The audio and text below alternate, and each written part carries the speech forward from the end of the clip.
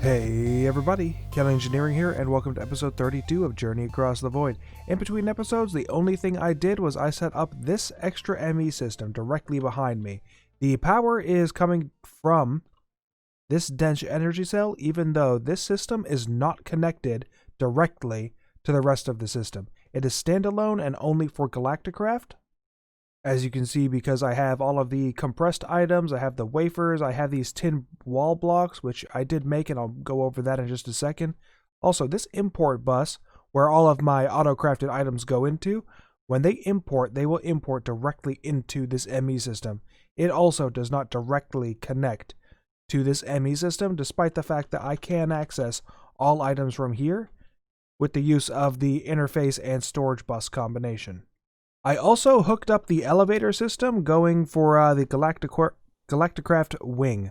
So I have access to the garden down here at the bottom, and I have not started work on the garden yet. But this is the little elevator system for it, as well as rooftop access where the launch pads are going to go. But yeah, those are the only two things that I did in between episodes. However, I got quite a few comments on episode 31, and I want to take this opportunity to do a little bit of house cleaning. So Mark Brockman brought it to my attention that I put out some bad information. I specifically used the words in regards to the flux controller, so long as this controller is sitting on this energy cell. And everything else that I said up to that point was correct, but then I made the mistake of saying that. I said it in regards to the location of the energy cell. So long as this thing exists in this location, then I will have my wireless charging of all of my stuff. But it does not need to be sitting on the energy cell. It can be anywhere. I could have placed it anywhere. The thing that matters is selecting a channel inside the controller. So even though I put it on top of that energy cell, the energy cell was not required for full operation. So I did put out that bad information, and Mark Brockman, thank you very much for the correction, and yeah, let's move on from there. Well, I say move on, but Uber also brought it to my attention, and this was something I was not aware of, is that the controller only needs to be chunk loaded. I only need one of these in order to gain power on all of my wireless stuff. So I am gaining power right now from the wireless ultimate terminal, but if I chunk load this area, and I will chunk load it right now. Alright, it is now chunk loaded, and I move to another area of the base, say the network room. Then if I look here, you'll see I'm still gaining power. So yeah, I was not aware that all you need is a chunk loaded flux controller, and whatever you have decided to wirelessly charge will definitely wirelessly charge. So yeah, I am very happy about that. Thank you very much, Uber, for that little tip. He also brought it to my attention, not related to the flux controller, is that the biometric card in my security terminal, I have used AE2 for quite a while, and I was always under the impression that the biometric card was needed to put the wireless terminal in here and actually key it to a specific person. Yeah, that's wrong. The biometric card is literally only for the security terminal. So yeah, I could remove this right now and still have absolutely no problems accessing my ME system, and I don't know where my brain ever convinced itself that the biometric card was needed for the terminal, but hey, it happens. So yeah, that is now fixed, and I have some more information, so thank you very much, all of the people who commented. And one last thing before we begin the episode proper. So Inspire asked me a question about how my ME systems are actually working. Like, I have the use of the storage bus and the interface, and then I have the quartz fiber connecting all of this. So I'm going to take a few minutes to actually explain what is going on here. So if I remove this from the line, you'll see that I just lost power to this ME interface and thus this entire ME system. So using the quartz fiber only allows power to transfer through your Fluix line. I'm going to reconnect this right now, and yeah, you see that I just got power back. So that is all well and good. But the way that this is actually working, the reason why I have the interface on this side and the storage bus on this side is because by using an interface, I essentially turned this ME system into a chest. It would be no different than putting a chest of any sort, attaching a storage bus to it, and then running the storage bus, the Fluix line, all the way to an ME system. I have turned this into a chest. That way, whenever I go to this crafting terminal, I can open it up, I can look through anything that is in that chest, because a storage bus is attached to that chest, and then go over here and just view the chest's contents all by itself. And so that is what I'm doing by using the ME interfaces and the ME storage bus. However, I did it a little bit differently when it came to my auto crafting station. What I have is the interface connected to the full network and the storage bus connected to the auto crafting. So now what this has done for me is I have turned the entire network into a chest that my auto crafting terminal can access to craft whatever I need to. So yeah, I want to make some compressed steel. All I have to do is just hit next, and it is looking inside my chest, my full network, for 80 steel ingots, which they are there, and it will craft me the compressed steel. So yeah, whenever you are making a setup like this, all you have to do is think about the interface side as a chest that you are accessing via a storage bus. And I hope that helps you understand a little bit of what I'm doing in Spire. And without further ado, let's get to the actual episode. So the first thing we got to do in this episode is we need to make all of the piece parts for my rocket, which requires 1 nose cone, 1 tier 1 rocket engine, which can be used as a copper or tin canister. I have a lot of tin that I'm not using, so that's why I'm using the tin canisters. 4 rocket fins, and I forget how many, 8 heavy-duty plates. I have more than enough heavy-duty plates right now. We're just going to take a couple of those out and move on over to the NASA workbench. So the tier 1 rocket is already here, as I showed in the last episode. I can go through next to cycle through all of my schematics that I'm going to be collecting throughout the course of this. So 4, bam, tier 1 rocket. Now that I have the tier 1 rocket, I need some place to put it, which means we need to make a rocket launch pad. So back over here. Rocket launch pad. Now I only need 9 of these for the tier 1 rocket. All of the launch pads, actually. Yeah, the tier 2 and 3 launch pad. Why is it not letting me see the... That's very weird. I can't see the planet progression one. Anyway, the tier 2 launch pad, you see that I'm going to be getting 5 out of here. The tier 3, 5. And the powered rocket launch pad are 5. But then the regular launch pad is going to give me 9. So I'm going to need all 5 of these. I guess I'll get into it as I make the higher tier rockets, because it's a little difficult to explain. It's giving me all of the launch pads I need for tier 1, but I'm actually going to have to do some assembling when I get to the higher tiers. So we're going to place the launch pad right here and hold the rocket in my hand. You'll see that I have it above my head. But place it right there, and you see the rocket is right in here. I can go inside. Oh, let's get out of it before the launch starts. But yeah, I can, there we go. I can right-click it, get inside, and it will prepare itself to launch. So it can't launch right now. There's no fuel in it. We need to make the fuel loader. And that means I'm going to have to briefly get into Galacticraft in this episode, which I am not looking forward to. So I am in the Twilight Forest right now because I needed to find some oil, and specifically some Galacticraft oil, which is all around the... yeah, it's all around everywhere inside the Twilight Forest. But I am going to need to collect some of this so I can throw it into a refinery. So I'm going to make a fluid pump, and I just traveled around the Twilight Forest a little bit looking for some lava because I didn't feel like going back to the overworld. But here is a fluid pump. So the fluid pump description is when placed above a fluid, the fluid pump will take that fluid as a filter and begin to drain all fluids of the same type in the working area. It will also search all the fluids below the fluids in the working area and drain them too. All the drained fluids will be replaced with cobblestone. So this is going to be a little weird. I need to make another range add-on for this. So let's make a range add-on.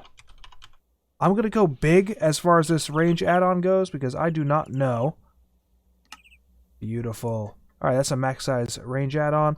I do not know how much this is going to take. So let's place it above a fluid. Right here. Power it up. And we'll power it up with Galacticraft. Sure, why not? And there it is. Alright, it is taking the oil. Let's put in that range add-on. And then we need to attach a tank to it. Oh, I removed all the tanks from here. And here we go. We're going to insert it in there. And yeah, look at all that oil we got. So I'm going to let this finish real quick. And you can see it's already replacing the oil with some cobblestone. I'm not sure how the working area is for this. I have never used the Industrial Foregoing fluid pump. And a very long time ago, I used Mine Factory, which is the precursor to Industrial Foregoing. The Mine Factory pump, I don't recall how that one worked either. Yeah, we're going to sit here for a while, let our oil fill up, and then I'm going to go back to the overworld to make some Pneumaticraft machines. And we're back, and I have 36 buckets of fuel at that point, thanks to this little Pneumaticraft setup. I ended up getting about 13,000 buckets of oil, and yeah, that is a lot. I'm going to be running this for quite a while. I have air compressors from Pneumaticraft running with Inferium coal, thank you, and I'm actually going to have to make some more and restock soon. That's unfortunate. But what is happening is these air compressors are feeding these vortex tubes, and I have heat sinks over here just to make sure that I can get the most heat out of the heat side of them, and they are attached to these refineries. The refinery just needs to be above 100 degrees Celsius, and once you put the oil in, it'll start making the 4 different outputs, and those outputs are diesel, kerosene, the fuel from Galacticraft, and LPG, which is a new Pneumaticraft liquid. I'm going to close this up again. The reason why I have these blocks on the side is because the refineries need to be insulated, and I have this wooden trap door here just because I like the look of them, and they do count for making sure that all of the sides are covered. If I removed these trap doors, in fact, I'm going to remove these trap doors. You see that there's now a warning. 4 of the 24 block faces are exposed to the air, which wastes heat. So I want to conserve as much heat as possible, which is why I am putting them here. Now, I have them open right now. If you look, it is actually seeing that they are covered up. I don't have to have these closed, but aesthetically, of course, it makes sense, which means I can open this, check the refinery, and not have to worry about losing any of the heat. Yeah, you see, I had those trapdoors removed for not even 15 seconds, and the temperature went from 160 degrees Celsius to 130 something. It's steadily rising, but that is how I'm managing to get my Galacticraft rocket fuel. And now that we have that, it is time to make the rocket fuel loader. So the fuel loader is made very, very simply, with just some compressed copper, tin canister, a basic wafer, and 2 compressed tin. And I have that. We're going to go attach this to the rocket base. And you can attach it on any side. All you have to do is do that. There's where I attach my power, and my fluid can go in right on this side. So once power and fluid are attached, it'll start fueling the rocket, and I can take off. Before we go into space, though, I'm going to need a spacesuit, which is the next thing we're going to be making. And in addition to the spacesuit, we are also going to need all of these items right here. The oxygen tanks being the most important. If I want to communicate with some of the aliens that are on, here we go, the frequency module. If I want to communicate with the aliens that are on the moon, I need the frequency module to actually talk with them, and they have trades in there. The trades aren't very good, but I would still like to be able to make it, and that's why we're going to be focusing on that next. But to make that, I'm going to need this thermal cloth, which is made with redstone and wool of any type.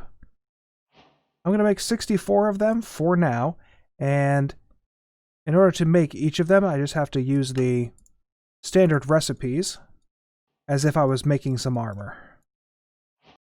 While I'm here, I'm also going to make the other tiers of thermal padding, just so I can mark off those quests. I'm going to need them later on, and I have the materials for it, so there's not really any reason why I don't need it. So the tier 2 is not on here. Tier 3, tier 4, and tier 5 are added by extra planets. Galacticraft Core only has tier 1, the thermal cloth, which I've already made, and then the other one is called isothermal.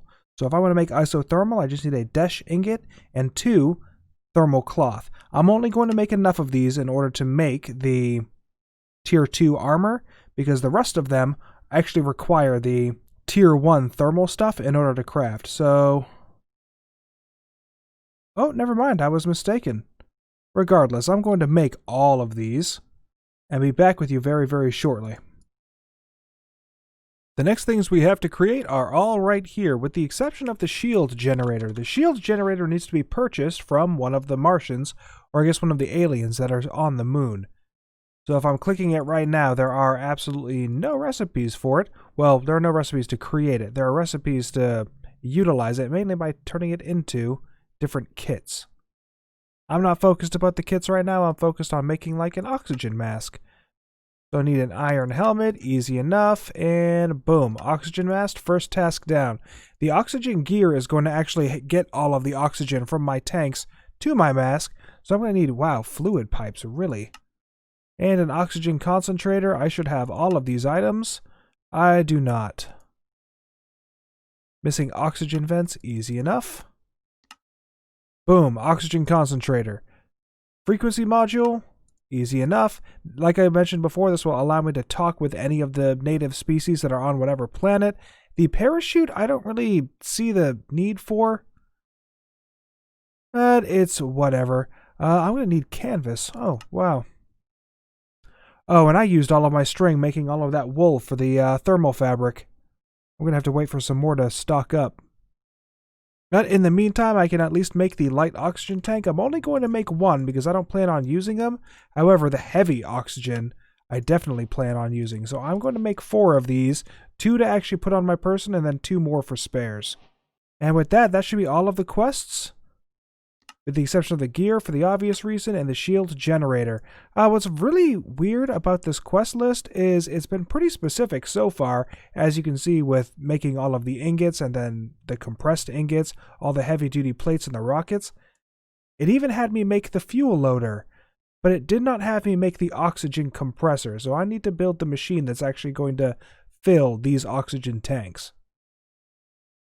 Here we go. We got 3 machines to make. I need to make the oxygen collector, I need to make the oxygen compressor, and I need to make, where are you? Oxygen storage module. So with these 3 machines, I'll be able to fill up my oxygen tanks and be able to go into space. So if it's not one thing, it's the other. And here we go. This is the last oxygen tank. The setup that I'm using right now, I have the oxygen collector here in the center, and that is just collecting oxygen from the atmosphere. It's 186 per second. That is going into this oxygen storage module via this fluid pipe. And then from the oxygen storage module, it is coming out right into the oxygen compressor. I could just throw my tanks in here. They will fill up, and I'm going to attach these 2 tanks. Boom. Alright, now that I have those 2 tanks, I'm ready to go to space. And I want to go to space, so, should probably get some fuel first. Alright, fuel is attached. The fuel loader has completely filled up, and going inside of my rocket, hitting F, you'll see that I have a full tank of fuel as well. So I am ready to launch.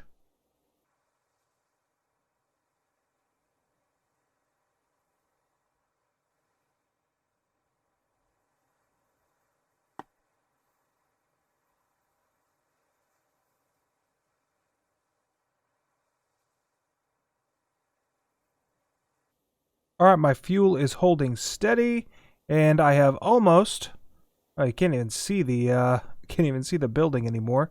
Almost reached the atmosphere. Once this reaches the top, it'll open up a map for me, and I can choose where I want to go. Since this is a tier 1 rocket, there are only 2 places that I can go. There is a satellite orbiting the overworld, or there is the moon. I'm going to be going into the moon, and I will go over satellites in the next episode.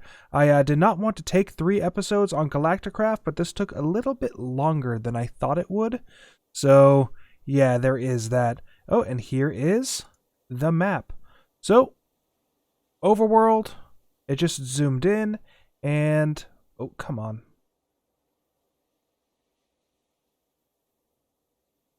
There is the satellite on the overworld, although it is not actually showing me. I don't know why it's not showing me the moon. It should absolutely be showing me the moon. That is very weird. Overworld, amount of moons, 0. This is very weird, and I'm gonna have to do a little bit of reading. In the meantime, I'm going to launch back to, hello. Okay.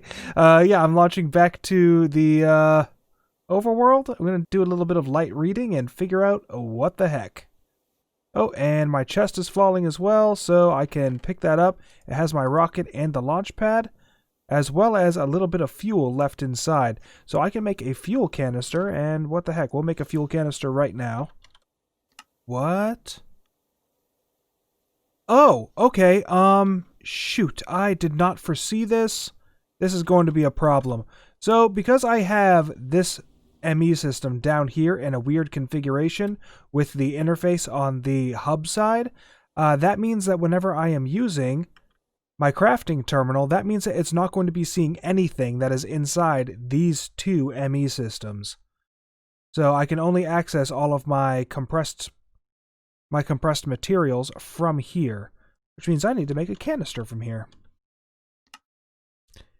Here we go. I'm gonna make 2 of them, and hopefully that will be enough to clear the amount of fuel that is left inside. Yes, that is more than enough. I can take these 2 fuel canisters, throw them in here, and whenever this empties out, it will empty out the canister with what is left inside the canister. Well, that explains that. Planet Progressions is in the pack, which means I can go to all of these planets, but I need to research them first. So the moon is not researched, therefore I cannot travel to it. I need to make the satellite, throw a telescope on it, and research the proper celestial body in order to be able to travel there.